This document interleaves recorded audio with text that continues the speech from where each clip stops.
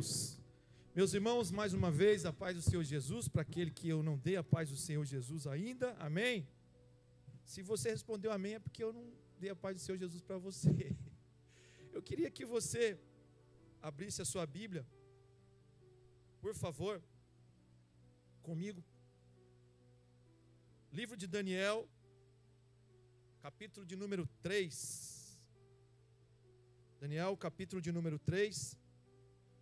Eu quero pensar um pouco com vocês sobre esse tema, que na verdade é algo tão do nosso dia a dia, é algo tão corriqueiro, e é algo que nós passamos sempre. Sempre, quando não estamos em uma, caímos em outra. Sabe o que eu estou falando? Eu estou falando sobre provações. Provações fazem parte da nossa vida, e nós vamos ler esse texto, e eu quero falar hoje sobre fidelidade à prova de fogo. Fidelidade à prova de fogo. Daniel, capítulo de número 3, vou ler alguns versículos e eu gostaria que você acompanhasse comigo, amém? O texto diz assim: falou Nabucodonosor e lhes disse: é de propósito, ó Sadraque, Mesaque e Abidnego, que vós não servis aos meus deuses, nem adorais a estátua de ouro que levantei?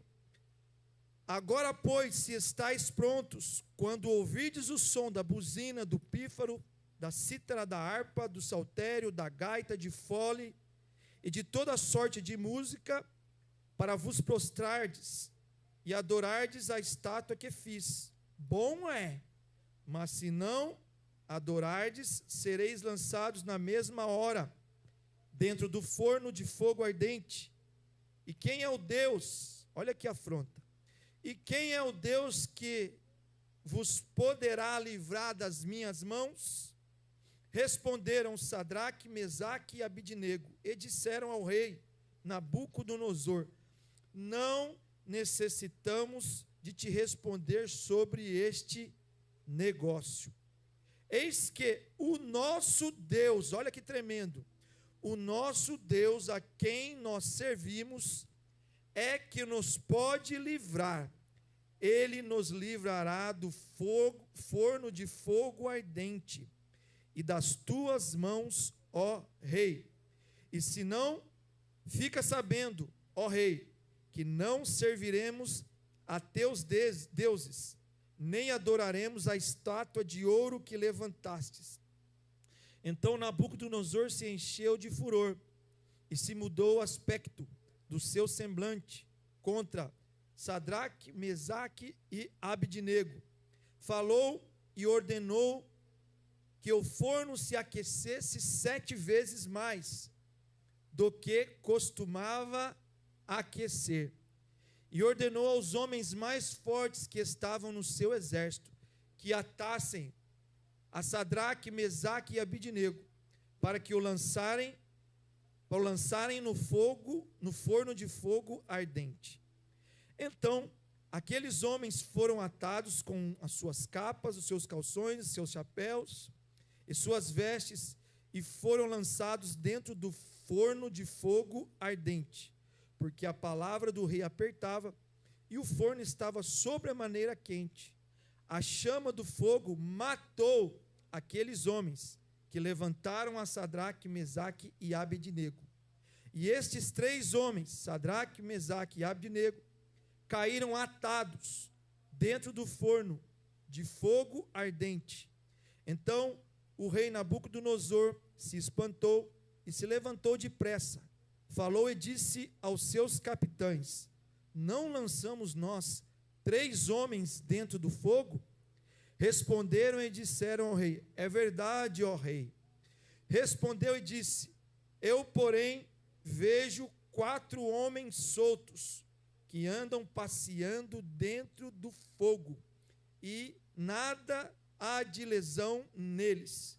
E o aspecto do quarto é semelhante ao filho dos deuses. Então se chegou Nabucodonosor à porta do forno de fogo ardente, falou e disse: Sadraque, Mesaque e Abdenego, servos do Deus Altíssimo, saí e vinde. Então Sadraque, Mesaque e Abdenego saíram do meio do fogo, e ajuntaram-se os sátrapas, os prefeitos, os presidentes e os capitães do rei, contemplando este homem, e viram que o fogo não tinha tido poder algum sobre os seus corpos, nenhum só cabelo da sua cabeça se tinha queimado, nem as suas capas se mudaram, nem o cheiro de fogo tinha passado sobre eles. Pai, te damos graça nesse momento por essa palavra, que o Senhor possa nos orientar e nos guiar segundo o teu querer. Fala conosco, ajuda-nos a entender aquilo que o Senhor reservou para nós nessa noite, em nome de Jesus. Amém. Glória a Deus. Esse texto traz consigo uma página da história da humanidade. Esse texto, ele não apenas narra e conta um fato ocorrido dentro de um reino fictício. Esse texto, ele apresenta uma história real, como todas as histórias que a Bíblia nos apresenta, inclusive aquelas histórias que Jesus conta, querido, que na verdade são parábolas, e eu sempre digo que toda parábola tem uma verdade celestial, mas esse texto, além de trazer ensinamentos, ele traz um contexto histórico, porque Nabucodonosor existiu muito antes de Jesus. É óbvio que eu estou dizendo de Jesus que nasceu na Galileia, porque o nosso Jesus estava na fundação de tudo, antes que tudo fora criado.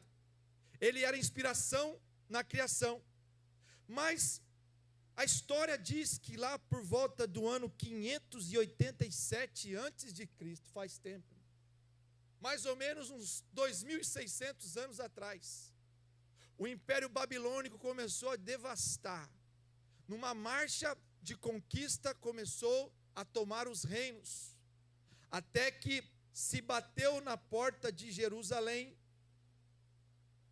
no Reino do Sul, e começou a sitiar Jerusalém. E a história vai dizer, e a Bíblia confirma, que estes homens cercaram aquele lugar por mais ou menos 18 anos. E nessa investida, 18 meses, e nessa investida, na tentativa de sitiar, como uma justiça divina pela desobediência, Jerusalém foi destruída, os homens foram levados, os valentes foram amarrados, as mulheres foram constrangidas, as crianças foram humilhadas, os velhos foram desprezados, mas os sábios, os saudáveis, os de boa aparência, foram levados para a Babilônia, a capital da província do Império dos Caldeus. Foram levados. E você conhece muito bem essa história, porque 4 homens em específicos, como outros profetas, talvez você não saiba disso, não foi apenas Daniel, Ananias, Misael e Azarias, ou como você conhece, Beltesazar, Sadraque, Mesaque e Abdenego, que foi levado para a Babilônia. Outros contemporâneos profetas também foram levados. Ou seja, eu gosto muito disso, porque simultaneamente aconteciam coisas naquele lugar, aparentemente isoladas, mas Deus tinha os seus representantes, Deus tinha os seus filhos, Deus tinha os seus homens e tinha as suas mulheres, marcando o território naquele lugar, dizendo o seguinte: a terra pode estar sendo sitiada, mas o meu Deus continua no controle da história. E como você já sabe, esse rei Nabucodonosor, e o texto apresenta isso, ele, a fim de fazer um culto ao seu ego, ele cria uma imagem de escultura com aproximadamente 30 metros de altura. não sei quanto que dá 30 metros de altura, ou quantos andares dá 30 metros de altura. Mas só para você ter uma ideia, eu acho que essa estátua era maior do que essa armação de ferro que a gente tem aqui. A pirâmide pirata que tem aqui, não tem uma pirâmide pirata aqui de ferro, de aço? Quando você passa por aqui, quando as pessoas perguntam, onde que é a sua igreja? Eu logo falo, é perto daquela pirâmide de aço ali, perto do Lava Jato. Então, eu penso que aquele homem, ele tinha criado aquela estátua de ouro reluzente, um culto ao seu eu, ao seu ego. Era um delírio de grandeza de um megalomaníaco. Ele criou uma estátua de ouro, contratou os melhores artífices. Eu não sei como era a estrutura, mas a Bíblia diz que era reluzente, poderia ser vista de longe, e pessoas tinham acesso visível, porque ela estava numa planície. Todos sabiam, e estrategicamente, Nabucodonosor coloca aquela estátua naquele lugar. Mas essa síndrome, queridos, luciferiana, que esse homem tinha, esse desejo de ser igual a Deus, esse desejo de ficar nos anais da história, pensava ele o seguinte: vou construir uma estátua, e os povos e as próximas gerações saberão que eu, Nabucodonosor, pisei nesse lugar, e farei com que os homens do império, do menor ao maior, se prostrem e me adorem. O problema é que ele não conhecia de fato quem era Jeová. O problema é que de fato ele não conhecia quem estava no controle daquele lugar. Porque por um certo tempo, irmãos, parece que Deus se ausenta, inclusive das nossas vidas. Tem hora que parece que você está vivendo sozinho. Aí você canta louvores, você ora, você bate na porta, você chora, e não vem nenhum anjo de verdade, um anjo feito de carne e osso para te socorrer. E você continua cantando, você continua adorando, você continua louvando, e aí você começa a entender que você está passando pela prova. Eu imagino que tem alguns aqui que talvez estejam passando por essa prova, mas acalma o seu coração, que o final dessa história vai trazer um ânimo para a sua vida espiritual. Nabucodonosor se frustra nessa tentativa de se eternizar, porque só há um que é eterno, o nosso Deus. E nós, queridos, já estamos na eternidade em Cristo Jesus. Essa pessoa que você está do lado, se ela permanecer firme e fiel com o Senhor, nós vamos nos encontrar novamente. Quem crê nisso, diga glória a Deus. Porque essa passagem é curta, mas esse não é o tema da mensagem. Irmãos, você e eu, muitas vezes, estamos ou passamos por provas, passamos por provações, passamos por fornalhas, e isso não é exclusividade de um e de outro. Fornalha funciona mais ou menos assim: de vez em quando você sai de uma, pula na outra. Aí quando você tem um intervalo, vai o seu irmão, e assim vai. Por quê? Porque é nessas provações, é nessas fornalhas que Deus ele vai se apresentando. Mas eu ouso dizer que existe pelo menos 3 tipos de provações. Anote aí a primeira. Número 1, provações que nós mesmos criamos. Fala assim: oh Deus, fala comigo. Provações que nós mesmos criamos. Existem momentos na nossa vida que nós pensamos estarmos sendo provados pelo Senhor, quando na verdade nós somos os criadores dessa provação. E essa provação ela é oriunda de decisões impulsivas, de decisões incorretas, de escolhas erradas. A segunda é provações que os outros colocam sobre nós. Quem já passou prova por causa de outro aqui? Quem já deixou de dormir por causa de outro? Quantas vezes você também entrou numa prova, num teste, que você nem precisava estar lá, mas parece que você foi escolhido por esse, posso dizer, não vou dizer inimigo, mas por alguma pessoa que te colocou numa enrascada tão grande, que você passou por traição, você passou por injustiça, você passou por perseguição, e ouviu palavras que te ferem. E só lhe restou, irmão, e só restou a mim, lamber as feridas dessas provações que muitas vezes nós entramos por conta de descuido de outros, e eu ouso dizer que também o nosso próprio descuido. Mas o terceiro tipo de provação é uma provação inevitável. O terceiro tipo de provação é uma provação que vem a nós muitas vezes de surpresa, que você não espera, que acontece. E aí você está nesse tempo onde parece que o céu está de bronze, a sua voz não atravessa os limites celestiais. Parece que a sua oração bate e volta, num eterno vai e vem. E você não vê a mão, mas você vê a fornalha se aquecendo. Você vê o forno mais embrasado, com mais aceso, com as portas se fechando.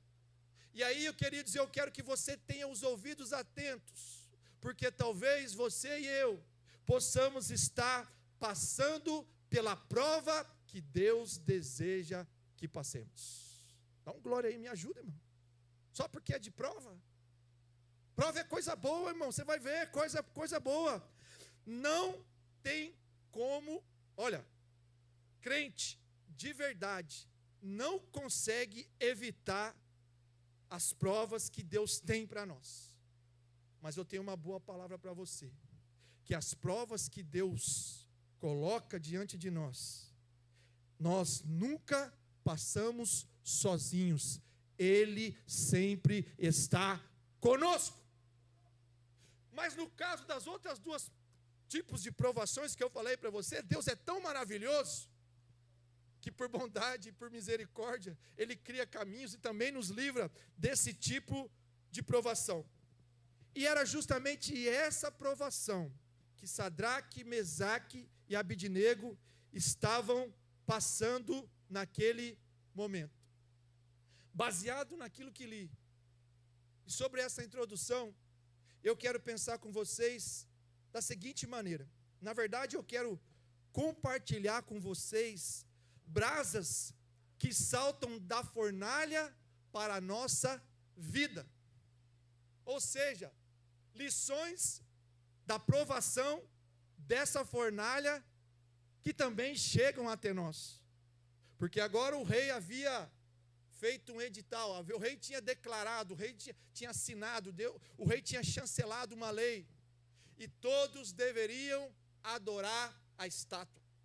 Mas existia um grupo seleto de pessoas que vieram, que se tornaram cativos na Babilônia, que se posicionaram e disseram assim: não, eu não vou me curvar diante dessa estátua. O versículo de número 14, ele é muito interessante, porque ele nos dá a entender que o rei já havia começado a ter o seu ego ferido. O versículo de número 14, na verdade, é como se fosse uma tentativa de Nabucodonosor dar uma segunda chance para Sadraque, Mesaque e Abidnego. Porque na consagração da estátua, onde se reuniram os reis, os governadores, toda a sociedade da Babilônia, naquele momento onde eles adoraram, esses homens não adoraram. Mas essa notícia correu. Essa notícia chegou aos ouvidos de Nabucodonosor. Essa notícia alcançou o coração daquele homem. Alguns enviados, eu vou dizer, de Deus. Por que de Deus? Porque Deus queria colocar e passar Sadraque, Mesaque e Abidnego por aquela prova. E de vez em quando o diabo, olha, escuta isso aqui, guarda isso. De vez em quando você pensa que é enviado do Satanás, não é não, irmão. De vez em quando é Deus usando até o próprio inimigo para dizer para você: eu estou com você, eu escolhi você, eu tenho uma aliança perpétua com você, e por onde você passar, eu estou contigo. Aquela notícia chegou a Nabucodonosor e disseram: olha, tem 3 aí, meu rei. Aí já começa: ó meu rei, parece até baiano. Ó meu rei, ó meu rei. Tem baiano aqui ou não? Só conheci um baiano nos Estados Unidos até hoje, irmão. Só um. Está lá em Orlando. Ele disse: olha, tem 3 aí, que quando tocou a trombeta, quando o Senhor fez aquilo que tinha que fazer, eles não se prostraram. Eles não adoraram. E nesse momento, Nabucodonosor manda chamar aqueles homens e diz para eles assim: olha, eu vou te dar uma segunda chance. Olha só, o versículo aí. Eu vou te dar uma segunda chance, porque quando tocar o pífaro, quando tocar os instrumentos, eu quero que vocês se prostrem, porque senão eu vou lançá-los na fornalha de fogo. Versículo de número 15. E quem é o Deus que poderá vos livrar das minhas mãos? Olha só, a arrogância, a prepotência desse homem. E às vezes acontece isso conosco. A gente sofre ameaças, palavras contrárias, de pessoas que tentam nos subjugar, mas nós só estamos subjugados ao amor de Cristo Jesus, e nenhuma palavra virá sobre nós de maldição que tomará a vitória de Deus sobre a nossa casa, sobre a nossa família. Se você está entendendo o que Deus está falando, levante sua mão e diga glória a Deus. Queridos, escute, a sua fidelidade pode te colocar em provação. Meu Deus, então é melhor ser infiel? A tua fidelidade a Deus pode te colocar em provação. É exatamente isso que o texto está dizendo, porque quando nessa ameaça feita por Nabucodonosor, o mais natural seria que esses homens reconhecessem o senhorio temporal de Nabucodonosor e se prostrassem. Mas eles permaneceram fiéis. Crente, o nosso referencial é o Senhor. Sabe aquela frase do evangeliquez? Olha, irmão, você tem que seguir a Jesus. É verdade, Jesus é o nosso alvo, irmão. Ele é o nosso modelo de fé. É nele que nós devemos nos esconder. Ser fiel nem sempre evita o fogo. Às vezes é justamente o motivo dele se acender mais e mais. Quando você faz certo, tem um que te aponta e fala: mas você está muito certinho demais. Quando você faz a coisa, quando você está lutando, mano, acontece muito com crente, comigo, com você, tem crente aqui. Acontece na nossa vida. Sabe aqueles enviados? Eles chegam para nos acusar, para tentar tirar a nossa fidelidade, mas não é de se prostrar diante da estátua, não, é de se prostrar diante dos deuses, dos desejos, das coisas desse mundo que querem furtar o nosso olhar do Mestre Jesus. Então, meu irmão, se você está passando por um teste aí de fidelidade, pode saber que isso acontece porque o Senhor está te testando também. É isso que o texto vai nos dizer. Mas quando nós caminhamos um pouco mais nos pensamentos dessa palavra, eu vou tentar ser um pouco mais rápido para que a gente possa ganhar um pouco de tempo. Muitas vezes, quando estamos em dificuldades, nós temos uma tendência, irmãos, de fazer ligação. Ou não é? Estou passando uma prova aí, vou ligar para fulano. Quem sabe ele pode me ajudar. Estou passando numa prova aí, eu vou ligar para o pastor. Vou ligar para o pastor Fausto. Eu vou ligar para o pastor lá no Brasil.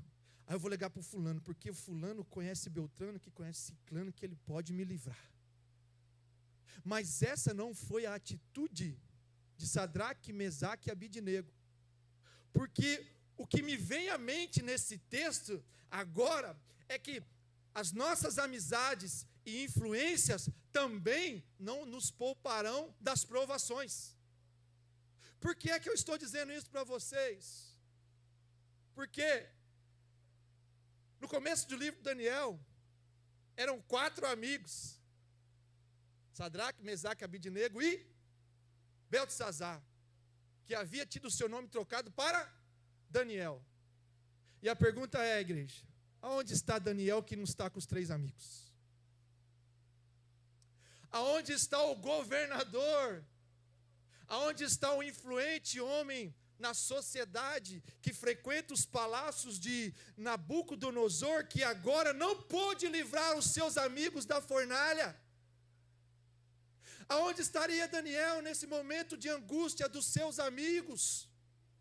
E muitas vezes você e eu dizemos assim: aonde estão os meus amigos? Aonde estão aqueles que poderiam nos ajudar? E muitas vezes falamos isso com um teor de murmuração. Mas eu ouso dizer para você nessa noite, em nome de Jesus, existe um amigo que é mais chegado do que um irmão, e ele é Cristo Jesus, o nosso Senhor.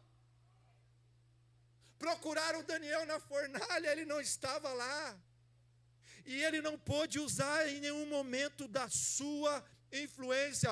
Por quê, queridos? Porque a aprovação, ela é pessoal. A aprovação é sua, a aprovação é minha. Mesmo quando estamos rodeados de aliados, existem testes, meu irmão, que é entre você e Deus. E é nesse momento que a sua fé, ela se enlarguece. É nesse momento que a sua fé, ela se enrijece, que ela te dá uma estrutura para você caminhar, porque você entende que o seu socorro vem do Senhor que fez os céus e a terra. Eu vou adiantar, versículo de número 16, olha só o que o texto diz assim: depois dessa ameaça, eles dizem: não necessitamos te responder. Olha só, ousado, boca dura, irmão. Crente boca dura, na frente das autoridades. Olhou para Nabucodonosor e falou: meu irmão, você faz o que você quiser, só tem uma coisa: eu não vou me prostrar diante de você, porque eu só me prostro diante do Deus Jeová, o Deus Todo-Poderoso, o único que pode e que vai me livrar dessas suas palavras de condenação. Mas o texto vai dizer de uma maneira mais clara: não necessitamos te responder. O que isso nos tem a dizer? Silêncio. Quando alguém te ameaçar, quando as coisas parecerem fugir do seu controle, permaneça em silêncio. Existe um Deus que tem os olhos como chama de fogo. Existe um Deus que vê por trás da porta, igual o Superman, irmão. Existe um Deus que Ele está em todo lugar. Quando o seu nome está em reunião que não deveria estar, os olhos de Deus estão lá. Quando alguém já disse palavras que vão te destruir, o Senhor já está lá. Ele é o teu juiz, Ele é quem te guarda. O silêncio de quem confia em Deus fala mais alto do que qualquer grito desesperador. Não adianta espernear e gritar: meu Deus. Fica tranquilo, fica em paz, aguarde a resposta, porque a nossa resposta vem do Senhor. Aguarde em silêncio, porque o Senhor é responsável pela palavra e pelo tempo que Ele liberou sobre a sua vida. Levante a sua mão e me ajude aí, irmão, a pregar. Dá um glória a Deus. É assim que Deus faz. O nosso silêncio em Cristo pode gritar mais alto, falar mais alto do que qualquer manifestação ou de amizade que a gente tenha. Que Deus cuida da sua reputação, meu irmão, quando você cuida da sua fidelidade. Cuide da sua fidelidade, que da sua reputação e do seu nome Deus vai cuidar. Continua sendo fiel. Quando os outros pensam que você não está, parece até uma força de linguagem. Quando você não está crescendo para cima, você está crescendo para baixo, porque as suas raízes estão sendo firmadas no Senhor, a sua fé está sendo enfincada no Senhor. Mesmo que você, não vou dizer de novo, você cresce para cima, você está crescendo para baixo, porque as raízes elas tendem a ir de encontro onde as águas passam, e é essa água que é Jesus, essa água que é o rio da vida, que você deve crescer. Levante a sua mão e adore o nome dEle, aleluia. Ei! Vamos para frente, vamos dar um pulo. Versículo de 23. Me acompanha aí. Olha só o que o texto diz. Esses 3 homens, quem são eles? Me ajuda? Quem são eles? Fala alto, irmão. Parece até aquele trava-língua, né? Sadraque, Mesaque e Abednego. Olha só o que o texto vai dizer. Caíram atados dentro do fogo ardente. Eu estou pulando o texto, você já percebeu. Tem que dar um pulo, senão o tempo não vai dar. Foram jogados. Os homens fortes pegaram e tentaram lançar, mas eles morreram. Quando eles tentaram lançar eles lá, eles morreram. Se você ler o texto direito de maneira muito mais clara, parece até que foi um acidente. Os homens fortes seguraram, chegou num lugar na boca da fornalha, eles foram jogar, eles morreram e os meninos caíram lá dentro. E o texto vai dizer que eles caíram, olha só, versículo de número 23, caíram atados dentro do fogo ardente. Escute, além de estarem na prova, eles estavam presos, atados. Já imaginou? O fogo havia sido aquecido 7 vezes mais. Eles caíram. No olhar humano, quebrou todos os ossos. E agora estavam amarrados. E aí, meu irmão, eu quero pensar com você. Muitas vezes, quando nós caímos na prova, irmãos, é porque o Senhor, Ele quer que a gente se desprenda de algumas ataduras, de algumas amarras. Depois você vai perceber que o texto, quando eles saem com a mesma roupa que entraram, com um chapéu, com um vestido, com calção. Ficaram intactos, mas para o lado de fora não foram levados as ataduras. Irmãos, todas as vezes que nós passamos por provas vindas do Senhor, a gente sempre vai deixar alguma coisa para trás.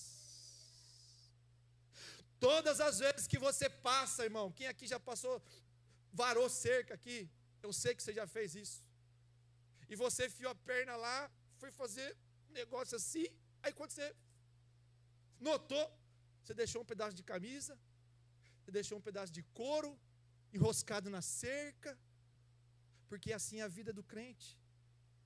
Tem hora que a gente precisa ficar mais leve, para que o nosso arrebatamento seja mais fácil. E a gente precisa começar a deixar algumas coisas nesse mundo que só a provação consegue fazer conosco, porque a provação, a temperatura, escute queridos, a provação, ela vai queimar aquilo que nos prende. O fogo de Deus, ele refina a vida do crente. Está na prova? Dá um brado de vitória. É Deus cuidando de você. É Deus trabalhando na sua vida, porque nós nunca sairemos da prova da maneira como entramos. Você sempre vai sair melhor. Você sempre vai sair aliviado. Você sempre vai sair diferente, porque você sabe que Deus está trabalhando em você. Quantos aqui sentem que o Senhor está trabalhando na sua história? Levante a sua mão e diga glória a Deus. Deus está trabalhando por você, meu irmão, ainda que você pense que é um tempo de provação, mas o Senhor tem sido maravilhoso. E aí o texto vai dizer que o rei olhou para aquela fornalha, e ele notou que além dos 3, havia um quarto homem que não era Daniel. Havia um homem que se assemelhava ao Filho dos deuses, e aquilo deixou impressionado o rei. O rei ficou extasiado de ter acesso àquela visão, porque naquela fornalha havia um homem que estava ali, meu irmão, que não era como o filho dos homens. Naquela fornalha estava como aquele que é o Filho do Deus vivo. E quem estava naquela fornalha? Jesus de Nazaré. O Senhor estava ali. Eu creio que o Senhor estava ali. Eu creio que o Senhor está aqui. Você precisa crer que na provação que vem do Senhor, Deus está com você. Deus não evitou a fornalha, mas decidiu entrar com eles naquela situação. O que é que eu aprendo? Eu aprendo que o Senhor está conosco todos os dias. E as provações nos fazem entender que cada dia mais perto o Senhor está de nós, cuidando, quando nós temos uma vida de intimidade com Ele. As provações revelam um lado de Deus, meu irmão, que só o fogo pode nos apresentar. Escute isso. As provações, elas vão nos revelar coisas que muitas vezes nós lemos e que aparentemente não fazem sentido, porque só está na história de alguns profetas, de alguns homens de Deus, de algumas mulheres que conheceram a Deus. Mas as provações nos apresentam um Deus mais de perto. E eu não sei o que é que você está passando nessa noite, mas eu quero que você encontre na sua luta, na sua dificuldade, no seu desafio, o Senhor estando ao seu lado. Pode vir os músicos aqui. Eu creio que você talvez esteja aqui nessa noite dizendo assim: Senhor, vai ser mais um culto, vai ser mais um dia, mas a palavra de Deus para o seu coração é: você não está sozinho nesse tempo que você está atravessando. Quantos podem dizer um amém por isso? Essa é a palavra do Senhor lançada sobre a sua vida. E para a gente encerrar, meu irmão, toda provação gera promoção. Todo teste vai te promover. Nenhuma provação divina, ela veio para te matar.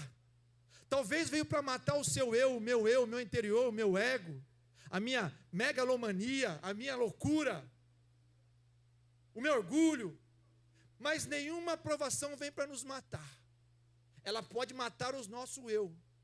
Mas depois que você passar por essa prova, Deus vai te dar uma bênção, Deus vai te exaltar, porque Ele é dono de todo ouro, de toda prata, de toda bênção, tudo está na mão do Senhor, e aquilo que não lhe pertence, quando você passar pelo fogo, não vai ficar com você, mas as bênçãos do Senhor te seguirão, as bênçãos do Senhor te seguirão. Versículo de número 30, glória a Deus, olha lá o versículo de número 30, então o rei fez prosperar Sadraque, Mesaque e Abidnego. Depois que o rei ficou maravilhado, abre as portas, tira esses meninos daí. Não dá para falar disso, mas parece até quando Jesus foi chamar Lázaro. Ele gritou: Sadraque, Mesaque, Abidnego, vem para fora, sai daí, menino. Quando eles passam pela porta, eles não vêem mais o quarto homem. Quando eles atravessam a porta, eles não veem mais o quarto homem. O quarto homem já não estava mais sobre a visão de Nabucodonosor, mas o quarto homem estava no coração de Sadraque, Mesaque e Abidnego. Ei, meu querido, está passando pela prova? O Senhor está com você. O Senhor, Ele é o seu amigo fiel. E entenda isso. Toda aprovação tem uma razão e um significado. Fica de pé na presença de Deus. Tudo que você está passando, toda a prensa, toda a humilhação, todo encoxar, tudo que está te fazendo, ai, está doendo, Jesus, já vai passar. É temporário, porque não existe, irmão, provação sem data de validade. Não existe provação que não tem um tempo para começar e o tempo para acabar. E quem sabe nessa noite Deus está chamando, te aconselhando e dizendo assim: aguenta firme mais um pouco. E eu quero orar por você, porque a conclusão é, queridos, a única conclusão: o fogo de Deus, Ele fala. Mais suave, mais suave. O fogo de Deus ensina. E o que é que nós estamos aprendendo da provação que nós estamos atravessando? Isso não é exclusividade minha e sua, porque Jesus passou pela cruz, Daniel passou pela cova, Paulo por naufrágios, José pelo poço e pelo calabouço. E você e eu O que é que o Senhor está te forjando através do fogo nessa noite? Aonde é a sua ferida? Aonde dói? É exatamente o lugar onde Deus está trabalhando em você. Porque Deus, Ele é o perfeito artesão. E onde Ele encontra defeito no vaso, Ele vai lá, se preciso for, dar uma quebradinha. Pega um outro pouquinho de barro, faz e vai te moldando. Porque o compromisso do Senhor com você e comigo, meu irmão, não é nessa terra, é com que a gente more na eternidade ao lado do Senhor. Eu quero orar por você. Você que talvez está dizendo: meu Deus, está demais essa fornalha. Dá para baixar um pouco aí, está 7.